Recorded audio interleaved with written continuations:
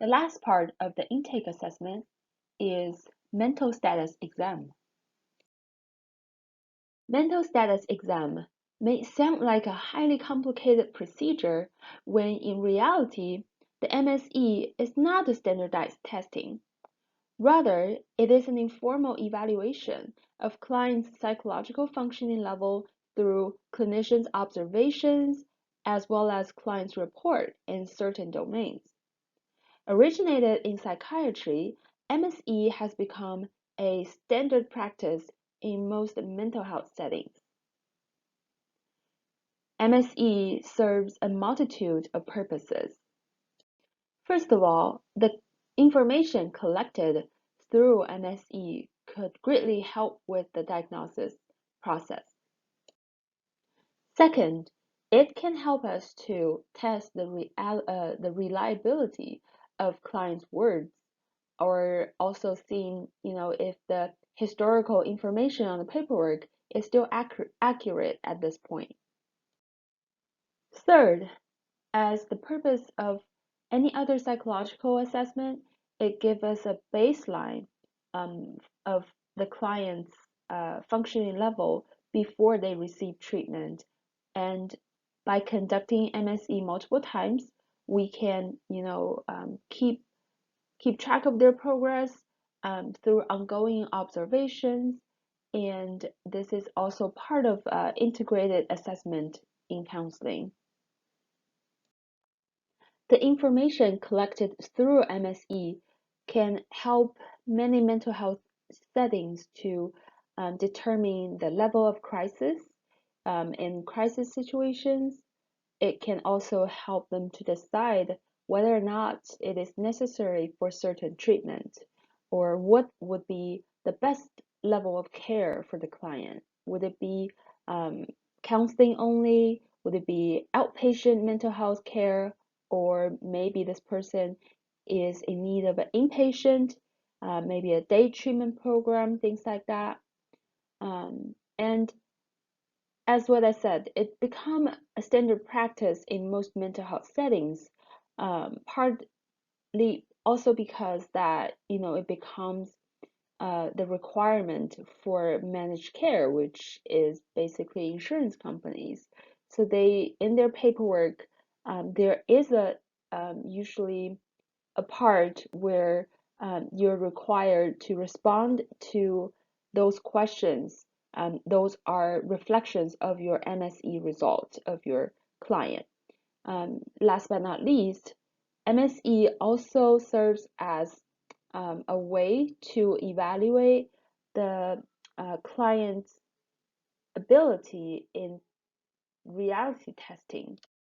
So, like, can they tell the reality from the unreal thing? Like, if they have hallucinations, can they tell the difference between the two?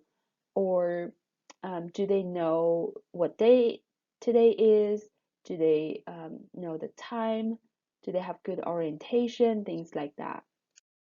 You can know more information about MSE by reading Polanski and Hinkle article in 2000.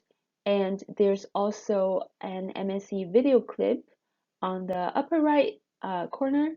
You can just go to that YouTube video and hopefully you can learn a little bit more information about MSE. So the first domain of MSE is appearance, attitude, and activity. Appearance refers to any kind of physical characteristics. What did they wear? How neat they are. If they're clean or maybe they're disheveled. Are they well groomed? Have they shaved or not? Do they appear to be the stated age, or do they appear younger or older than the stated age? Whether or not they have a good eye contact. Attitude are reflected from the interactions with the counselor. So specifically, we're looking at the completeness of clients' answers to our questions. What are their tone of voice? Pay attention to their facial expression, whether or not they're able to concentrate, they're able to engage in a conversation, or maybe they are evasive for certain questions, and also how well they are cooperative. Do they appear to be hostile, suspicious, or guarded? Those are all good information to take in. Activity level refers to, kind of physical movements of clients. Are there any signs of tremors, tics, mannerism? Maybe there are compulsive moves such as like pacing, fist clenching, or maybe they appear to be kind of preserved. Basically mean that it's hard for them to move from one task to another. Maybe they cried in a session, maybe they laughed when you talk about certain topics. Here's an example. Mr. Gilner presented for the interview wearing a band t-shirt and jeans. He had a hunched posture and dressed appropriately for the weather. He had no unusual physical characteristics, but was physically fatigued by his demeanor. Mr. Gilner related well to this interviewer and seemed tired but willing to work in session. He made appropriate eye contact except for when discussing his previous ideations of suicide and manifested no unusual behavior. The second domain is mood and affect. Mood refers to sustained feeling state reported by your client. I want to go over these 4 words that are commonly used in this section. The first one is euthymic. This one means that the client is basically normal. They are friendly, they are pleasant, they are comfortable to talk to. And dysphoric is when your client talking about how they felt depressed, they felt down, they felt painful, they also felt maybe upset and frustrated. On the contrary, euphoric means that the person felt really, really excited, and so it's an intense level of excitement and happiness. And the last one is apathetic. This is used when your client says that, I've experienced everything, but I don't feel anything anymore, right? So this is more of a dull, bland, and flat state of mood. Affect refers to the expression of client's emotional state that are observed by the counselor or by the interviewer through the client's tone of voice, their facial expression, as well as our own reflections. So you can simply use any of the feeling words that we've learned in the past, like sad, happy, angry, and etc. A lot of times you can't really separate the mood and affect. So in your MSE report, you can really just put 1 or 2 sentences and you can put them together when you describe them. The example we have here is Mr. Gilner's mood was dysphoric. He appeared depressed, anxious, and somewhat attentive. The third domain of MSE is speech and language. The interviewer will pay attention to the fluency, repetition, comprehension, prosody, which means the tone and rate and rhythm of the language, as well as the quality of the language.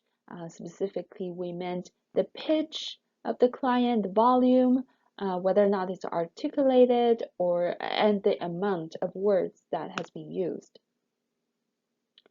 One thing we need to pay attention to is the kind of the abnormal speech, which is called derailment.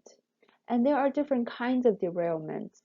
So you can encounter someone who has flight of ideas, which basically means that they switch topics from one to another, but the topics are not really related to each other. This is usually seen among clients who struggle with mania, like they're just too excited to talk about all kinds of different things. And of course, it's also hard to interrupt with people who have flights of ideas. The next one is called tangential speech. So this one basically refers to, when the client answers your question, that answer doesn't really make sense. It's not really related to the question. Or when they talk, the topics are kind of like randomly related to each other. For example, I once had a client when we were talking about how shocking he was when he found out that his mother died um, several years ago. But then after that, he continued talking about electric shock and how he is scared of being shocked in the uh, storm, something like that. So yeah, you will feel kind of unprepared for that kind of answer, and so that is called tangential speech. And the next one is poverty of speech. This is easy to understand because the client, for some reason, they appear to be really, really quiet and they really don't have much to talk about. You ask them a question, they probably, be quiet for a long time and then give you one or two words. And then the last one is probably the one that we see most often. This one is called pressured speech. So this refers to uh, a situation when the client just keep talking like really, really fast, as if they're in a big hurry, and to the point where they forget about breathing, and really no one can interrupt them.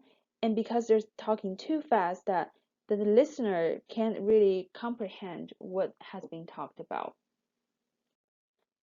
Same as the affect and mood section, you can only use one or two sentences to briefly describe client's speech situation or speech states. So like in this example, we have Mr. Gilner's speech was clear and audible, but with traces of hesitation. This next domain is thought process, thought content, and perception. In this domain, the counselors or the interviewers need to pay attention to the clarity of the language as well as how well each topics are connected to each other. This is a continuation from the previous section, but one thing that we need to pay special attention is we need to use our own clinical judgment to decide, based on the content has been provided by our client, um, do they indicate any sort of either delusions or hallucinations? Now, delusions refers to any kind of incorrect belief or altered reality that is persistently held despite evidence or agreement to the contrary. And hallucinations refers to the perceptions of someone, having seen or heard or touched or tasted or smelled something that in reality weren't there. A lot of times people who have delusions and hallucinations, they cannot tell the difference between the reality and their own beliefs and their own incorrect perceptions. And so that's when we need to make note of those. If everything's normal, if we don't see anything that's outstanding, we can just simply say no delusions and no hallucinations were reported or expressed at the interview. In the fifth domain, cognition, interviewer will pay attention to client's intellectual level as well as their ability in logical thinking, reasoning, and memory. Specifically, we want to test their ability in being oriented to person, place, time, and situation. Orientation to person is usually tested by asking them whether or not they know about their names, um, whether they can recognize their family members as well as their close friends. Orientation to place is usually evaluated by asking them to tell you where the interview was taking place, which building was it, which state, which city was it, and then orientation to time is tested by asking the interviewee to tell you what time it was during that time, during the interview, and maybe also what day it was, what year it was. And the orientation to situation or circumstances is tested by ask them whether they know why they're answering questions from you. Like, do they know they were in the interview?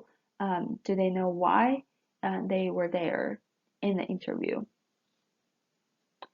This domain can be tested through some standardized measure. One of them is called mini mental state exam, or simply MMSE.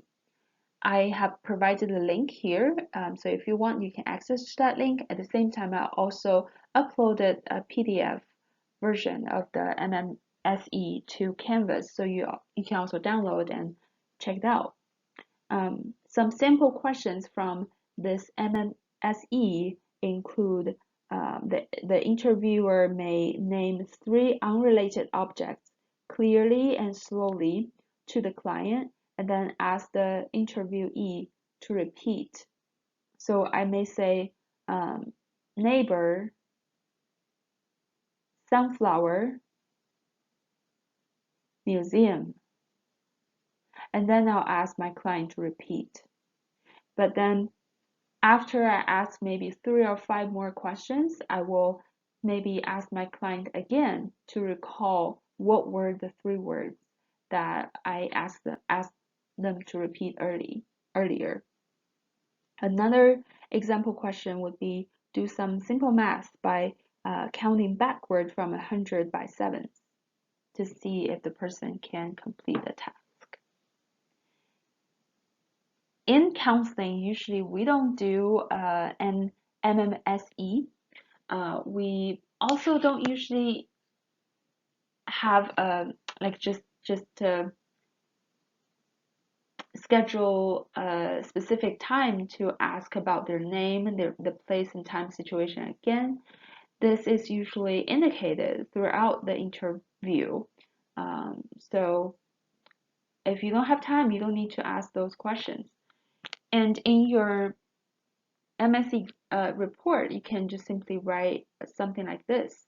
Mr. Gilner is above average intelligence, successfully gaining admittance to the most competitive high school in the state. However, he's struggling with memory loss starting 5 years ago. The last domain of MSE is insight and judgment.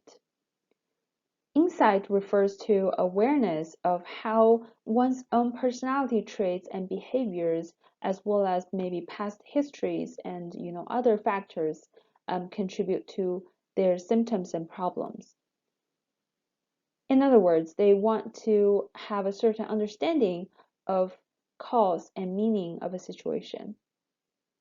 Judgment refers to one's ability to access situation correctly, choose among different options, as well as act appropriately within that situation.